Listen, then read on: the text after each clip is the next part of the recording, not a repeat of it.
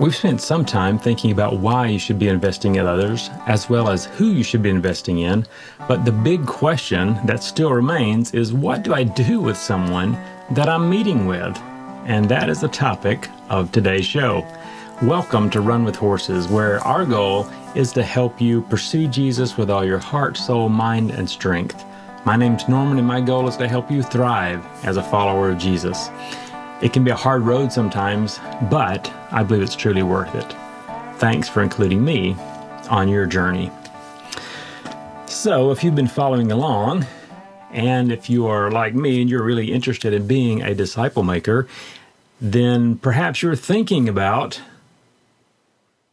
why we should be making disciples, who we should be investing in, and now you're down to this question of, what exactly do I do? You're stepping out and wanting to be intentional about helping someone else grow in their spiritual life. That is awesome. Let me first start by commending you and saying, exactly, this is what we're supposed to be doing. I think there's really nothing that's more valuable or more meaningful in life, and you will absolutely enjoy it if you intentionally reach out and invest in someone else. But hold on, many people will say, where do I get started? How do I begin? Well, there are some pointers, some places that you can think about that will help you. In general, big picture, I think there are many, many, many ways to go about making disciples, and we will continually talk about a lot of them here on this show. There's almost no wrong way to go about it. If you're intentionally investing in someone else, and you're intentionally having input into their life with the goal of seeing them grow in Christ-likeness. If that's your goal, and you're examining who they are, and you're using your gifts, there's really probably not a wrong way to do it, but you can approach it with a little more organization and a little more thought, maybe a little more intention behind it, and it might give you a higher degree of comfort in getting started. But as you learn and grow, and as you do it, I think you'll get more comfortable with the idea that as you're growing, if you're really pursuing Jesus yourself, you're really just sharing that with someone else. But having said that, let's give you a little more structure and maybe help it be a little less stressful for you if you're not sure about how to begin. So to start with, even thinking about this question of where do I begin, let me give a probably too long introduction to the whole idea and say that really there are four words that I use that are super important, I believe, when it comes to making disciples. One is simple. One is intentional. You hear that all the time. One is relational, and then reproducible. So there's four words, and I think this is what we're shooting for. Ideally, in the context of a church, in the context of a disciple's life, you're looking for a simple, intentional, relational, and reproducible process, if you want to use that word, but a way of doing this where you can help someone else do it.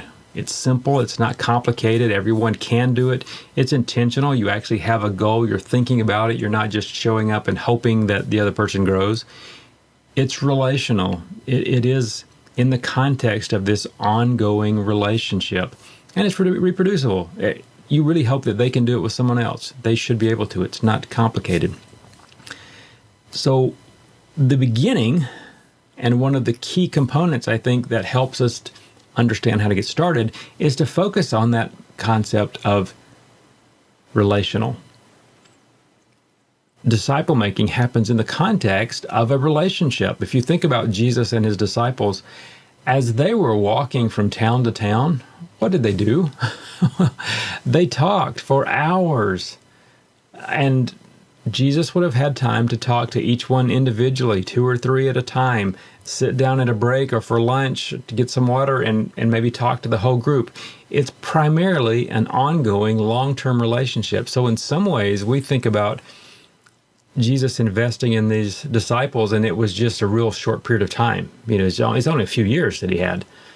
Well, that's true, but during that 3 years, he had massive amounts of time to invest in them and to build in them, to develop that relationship.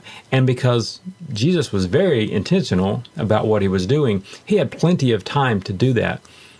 Often in our relationships, we don't have days when we're on the road. We don't have 4 or 5 hours when we're walking from one place to the other, and we have this long ongoing conversation. So it is different for us, but it's no less important to focus on the relational aspect. It takes time, and I think it's worth it. It's worth building that relationship, and a lot of this foundational disciple-making relationship, what we're thinking about, it's not any different than any other relationship. If you're able to make friends, you're able to build the relational component of making disciples. You're just getting to know them. So it's important, even though most of us do, to some degree, do this naturally. I think the world's getting worse at it. I think I mentioned recently, a lot of men would today say that they don't have a single friend. Maybe they have one, but it's not like it used to be, where people had 6, 7, 8, 9 friends, and they had people that were close to them. We don't have that so much anymore. We struggle with crossing these barriers, and we're worried about the other person, and all of our culture seems to be pushing us toward being more divided. And as awesome as social media can be, it's really not very social. I think it hinders relationships more than it helps. It certainly hinders relationships with the people who are directly in front of you. I don't know how many times I've gone into a restaurant and you look over at a table of people who are sitting there together, and literally you'll see 4 people all looking at their phone, not at each other. Okay, that's not helping the relationship with the person they're sitting in front of. It might help you maintain a relationship that you built in the past, but I think a lot of us make the unfortunate choice to dwell on relationships in the past and try to maintain them and carry them artificially into the present. There is a time for relationships, and there's a time for relationships to be left in the past. I'm sorry if you don't like that. It's just true. If you don't leave some relationships in the past, you don't have the time, the space, the energy for the people who are around you today, the ones you can actively make a huge impact on. So I think it's important to recognize, I'm not saying you get rid of every relationship you've had in your past, but you cannot neglect the people in front of you. Those are the people you primarily have the opportunity to really invest in. So it can be easy for a lot of us to be hyper-focused on investing in one person. Maybe they were long ago, we had that opportunity, without recognizing that, hey, God brings other people into their life. Maybe they're looking at you when they should be looking at someone in their church today, and you're actually hindering a close, ongoing disciple-making relationship with them, with someone else, because you're taking some of that space. So it's easy to dwell in the past. And it's also easy, maybe from the other side, to think about, a lot of us struggle with coming into a relationship and we're hyper-focused on the activity. I want to see you to grow, I want to invest, I want to do all that I can. So I can be too focused on the content of our conversation without maybe giving enough time to the relationship. So I want to pass you the information, I want to help you make the changes in your life, and I want to invest in you, but I need to get to know you. I need to actually really love you and care for you. That is part of this relationship. So it's important to recognize all the things that we talk about that maybe go into a disciple-making relationship. That relational aspect is hugely important. We are doing life together. I'm sharing with you my struggles. I'm sharing with you who I am and who God's taught me to be, and how He is growing me and how He is challenging me even now. And then as we're praying for each other and sharing these things, we're encouraging each other to grow. And it's in this matrix of our relationship and our focus on God and our ability to serve the church, and all those things are part of it. So, again, the relationship's really important. So when we get started, you have to have put the time into the relationship, particularly if you can envision down the road the time when you're going to need to have heart-to-heart talks. You're really going to need to discuss areas that might be difficult for both of you, real hard issues where you need to change or where they need to change. You have to put the time into the relationship, or what you'll find is a lot of those discussions are not possible, or they're much more difficult than they would have to be if you had developed the relationship. So first, get to know the person you're working with. Don't overlook that. That's an important part. Ask the questions about their work, about their hobbies, family relationships. Make sure you hear their salvation testimony. What's their walk with God look like now? How are they walking with Jesus day to day now? What does that look like? In the beginning, I think, you go out for lunch, you can go fishing. I mean, anything's fine in the beginning. You're not really worried about being distracted because you're not having a serious heart-to-heart conversation. It is much more getting to know this person. Unless it's someone you've known for a long time and you're finally inviting them in, then maybe you already have this. But if you don't, you do have to build that relationship. You have to know them well enough to have some idea of where they are and feel fairly comfortable before you can go really deeper in the relationship. So keep that in mind. You want to build that basic foundation. A lot of discipleship does naturally happen if you genuinely care for somebody and you're spending time with them and you're actually growing. Those three things come together and you have good conversations and you're able to disciple somebody when you're not prepared because you're growing and you care about them and you want to see them grow. So God has an amazing way of teaching you things that come out in the life of someone else just at the right time. And that's the work of God directing us. But as we're doing our part to be intentional, you want to build that basic foundation and along the way really get to know them. And then you gradually move into those more intentional conversations, which are more intentionally focused on spiritual growth. So when you get to that point, a lot of people would say, okay, I've built the relationship. We can hang out. We can have pizza. We relate well just personally, but I don't know, how to be more intentional about this spiritual conversation. Well, there are three broad categories where you can try to have more intentional conversations. And a lot of it might be asking questions in the beginning. So today, really, that's what I'm going to focus on. You want to get to know where they are in a few different areas of life. And primarily, that's going to be finding out a little more about them, a little more specifics, a little more intentional in your conversation. And part of this disciple making, it's not just you're playing 20 questions with them. You're sharing who you are and where you are in these areas as well. So as we go through, I'll give you some examples of how this might play out. The first big area is really a little more general maybe, but just general character and spiritual life. So earlier I mentioned you definitely want to ask for their testimony and hear what their life with God is like now. So as you do that, or after you do that, once you've spent a little more time and a little more comfortable, you might want to ask questions like, is there some area right now where God is really working in your life, or God's really asking you to grow? And a lot of people would say, well, I don't know. It's kind of overwhelming. I don't know. I'm not sure. How do you even know?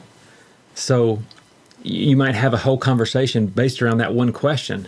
And a good thing to do would be to share, well, this is an area God's working in my life, and this is how I know that God's working. And it might be, there's any number of ways that might come up, but quite often in my life, I'm consistently reading through Scripture, and what I see is this mix. There's a place where what I'm reading and what I'm living cross in a way that I go, yeah, this is something that it's very clear to me that I need to work on.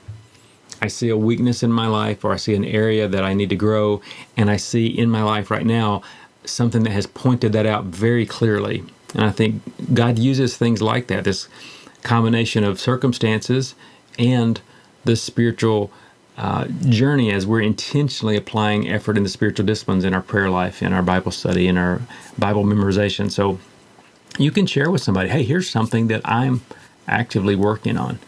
And it might be one of the things I've been trying to work on this past few months is be more consistent with my Bible memorization program. Because it seems like for me, just being honest, I struggle with numbers. That's the bigger theme here. I can remember the verse, but I can't remember the numbers where it's at. I know that's not important. The numbers are not inspired, but I would like to be able to turn to them a little more quicker. I'd like to have a few more verses that were attached in a way where I could use them maybe in the middle of even a sermon. I can remember that this verse is actually in this chapter. So I've been trying to be a little more intentional, and what that has meant in my life, as I recognize this is something I want to work on, is that I can learn the verse, but I struggle to maintain it over time. It's like, well, and I think this is a problem with a lot of people as you memorize. There's the memorizing, and you can learn the verse, but then when you've learned 20 or 30 verses, do you still remember the first and second one? And what I find is often I'll remember the verse, but I can't remember where it was at.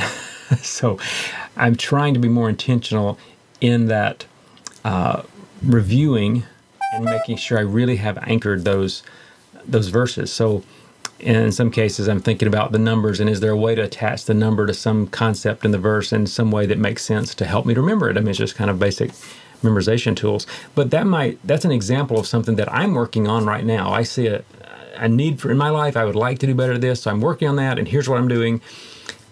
You can do that with someone you're talking to. Ask them, are you recognizing a need to grow? Are you seeing how God's working, and what are you doing with that? Here's an example in my life. Another question kind of in this broad area of character and spiritual life might be, what are some of the trials and temptations that you're facing right now? And what are the things you're going through that you're finding difficult? I think all of us have ups and downs in life. We have times when it seems like it's going pretty well, and we're doing well with our devotions. We're doing well in our prayer life. Our church family seems to be doing well, and our ministry is enjoyable. And then we have these other times when it seems like everything's falling apart, and there's not any good anywhere. But most of the time, it's somewhere in the middle. Like, there's things that are doing pretty well, and there's a few areas. Well, yeah, I'd like to see that do better. And that conversation is part of the ongoing conversation in disciple making, where we recognize you're going to have ups and downs. So we're together in the ups and working on learning and growing and doing well what we can. And then when it goes down, maybe we need more support and more intentional prayer. And maybe that's the time you recognize, well, here's something I need to study more. Here's something that will help me the next time that I'm down. So what are the things you're facing that God has really brought into your life, allowed into your life? And what is the opportunity for growth there? This is a good place to have some of these conversations. You recognize the trial, you recognize the need for growth, you recognize maybe the temptation. Well, there's always the negative part of that. It's not fun to go through a trial. Struggling with temptation is never fun. But there's also an opportunity. At the time when you recognize challenge and you recognize the negative that comes along with this trial, are you also looking for the thing to be thankful for? Because God brought this into your life. He allowed this into your life for a reason, and ultimately it will help you. Now, are you looking for that lesson or the good that's in this? What are the opportunities that present themselves that God allowed along with the trial? It's a really good conversation to have. You can ask general questions about character. Go through a list of character traits. Go through the fruit of the Spirit and say, how are you doing in these areas? What does this look like in your life? And kind of talk about what it means to be intentional and growing as a person. And these, again, are maybe broad conversations, which you can get as specific as you want to. Haven't yet got into maybe intentionally studying a certain topic, but you're still getting to know the other person, but you're bringing that intentionality into the conversation. Hey, let's have a really good spiritual conversation about what it looks like to grow. And there are people who you will meet who this is all that you will ever do. I've had people that I've discipled for a number of years where we never sat down and had a Bible study. We didn't go through a book together. I didn't give them a lot of resources. What we had were occasional times where we sat down and had really good conversations where I'm just trying to be a resource, an encouragement, a challenge to them. And I want to ask these kind of intentional questions and saying, how can I help you? How can I encourage you? How can we encourage each other? How can I pray for you? Here's how you can pray for me. So don't look at you're coming in to fix every problem they have here. You're getting to know them and letting them know that these spiritual conversations are valuable and they're okay. They're safe. Nobody's going to criticize you because you're doing poorly. You're not going to be successful in a disciple-making relationship if people are afraid to be open and share with you. We have to be able to be open and transparent and vulnerable. These conversations are sharing that, hey, I have these struggles. I expect that you have similar or different struggles, and that's okay. We're meant to walk through this together. So the second big area is just kind of broadly speaking, spiritual growth. And I know there's some overlap between these first two, but specific questions might be, where do you find yourself resisting God right now? Maybe God's pulling you in a certain direction. You're going like, I don't really want to go to that direction. Opportunities for ministry that you're trying to stay away from. So these are kind of questions that are related directly to our spiritual growth. And you want to encourage them. God is working in you. He wants you to grow. And often we resist that because human nature, the sin nature, really resists and is repelled by God. So along with that, thinking about this life of intentional spiritual growth is, are you intentionally practicing any spiritual disciplines right now? Maybe a good question if you find somebody that's not a very mature believer or hasn't been intentionally following Jesus for very long. Do you know what the spiritual disciplines are? Are you aware that there is more than just prayer and Bible study? There are other tools that can help you. Are there spiritual disciplines maybe that you want to develop that would be helpful to you that you haven't practiced? If you read through the New Testament, a lot of people read and come across fasting and go, I don't really know much about that. It's kind of uncertain. How would you even begin? That'd be a really good conversation to have, because every believer should have that in their toolbox. There's a time when fasting is super valuable. There's a time when it might be the only tool that's really going to help you. So be aware of the spiritual disciplines and be ready to apply them in your own life, and be ready to talk about the ones that you find valuable, at least in the life of someone else. Along with this, when you're thinking about intentional spiritual growth, you might want to have a conversation where you ask, what are changes or actions that you've made recently to intentionally make spiritual growth a priority in your life? And part of what this is addressing is, well, there's a couple things. One is the intentionality. Are you doing something intentionally to try to grow? Are you specifically intentionally pursuing Jesus? Or are you just kind of hoping it's going to happen?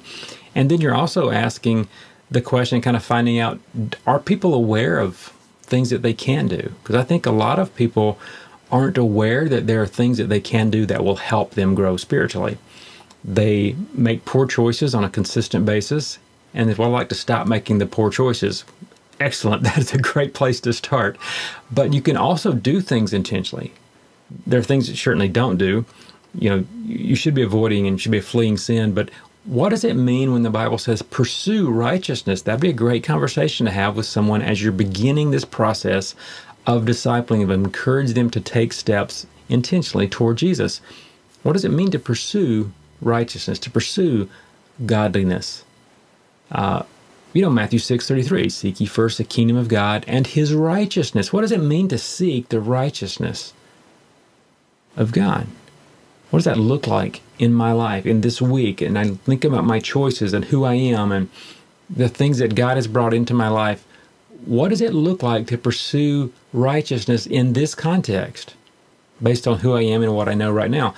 That can be a great conversation that opens up a lot of doors, maybe for future discussions. So as you're having these broad-based discussions about the spiritual life, about general growth in character and living out the fruit of the Spirit, and about our spiritual growth in general, one of the things that you want to do that's intentional on your part is make sure you keep a note of topics that come up that maybe, I'm working with Joe Schmo and he doesn't know anything about the spiritual discipline, so that would be a good thing to study sometime. You make notes about the topics that come up that you can come back to. And then when you're at the place where you're beyond some of these first discussions, you're able to say, hey, you know what? Several of our discussions, this one topic came up. Let's either look for a book together, or let's look at the New Testament and see what it says about this, or let's go through this book because I know that comes up several times. It gives you some direction that is provides some structure as you go forward. So make sure that you're taking notes as you're having these big discussions. So you have two areas. The first one is just general character, spiritual life. The second one, a little more specifically, narrowing in on spiritual growth. And then the third one, and in a new believer, you might not have a lot of conversation here, but the longer someone has been a believer, the more this conversation should entail. The third one is ministry skills, or just ministry in general.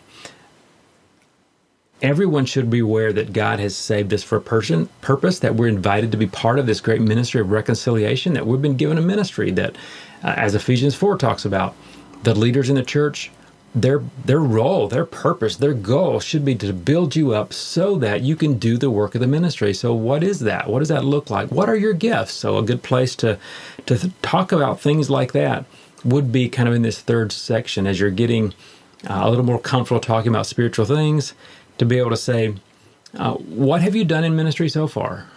How have you seen God draw you in? Does God want you involved? What are your gifts? If you haven't taken a spiritual gifts inventory, it'd be a great thing to take, just to begin that process of thinking about how God made you and how God made you to serve His church and how God made you to be part of this ministry to the world. Along with that, as you think about your gifts, what are ministry skills that you might want to develop? You might have some to a low degree. Maybe you need to improve those, or others you might say, I don't actually have this as a skill, but I would like to. I can see how this would be valuable based on my spiritual gifting, or based on where I'm in life and the opportunities that are there for service. So what are some ministry skills that you could develop? And depending on who you are and who they are, you might be able to help them directly with that. Or one of the roles as a disciple maker is to make introductions, to help them to say, hey, here's someone who can help you in this area, or here's a class that might help you gain some understanding in this skill, or here's a person who's really good at that, maybe they can mentor you. So it's not all from you, maybe just helping them answer that question of where to turn, who to turn to. Broadly speaking, you might just come across this area of ministry and say, well, what are some areas where you need to be reading or studying more to learn more about who you are and ministry? How much do you know about this mission of reconciliation? Are you comfortable with the idea that you're supposed to be involved in it? So sometimes you might give guided reading assignments or things. Let's study through this together to help understand. And then maybe it's practical. Let's do some things together. Let's go visit a nursing home. Let's go visit some friends with the hope that we're going to have an opportunity to share the gospel, or hear different ministries of the church. And let's examine those and see how they fit in with your gifting. So you're, broadly speaking, you want to help them understand God called them for ministry, which means there's a ministry for them. And then make sure that's not kept as a distant conversation, but it's right now. What are you doing? What can you do to be involved in ministry where you are, who you are, with the people that you're with right now? So it's three big areas: general character, spiritual life, spiritual growth, and ministry skills that are good broad conversations that will help guide future discussions and future disciple making. So it's a good place to start, and you could have several weeks, several months worth of conversations just in what we've talked about today. Well, thank you for joining me today. You can find links to past shows at runwithhorses.net. Write me and let me know what you're doing to invest in others today. I'd love to hear from you. Your questions and comments are always welcome. The path of a disciple, it can be long, but you're not in it alone. So keep running.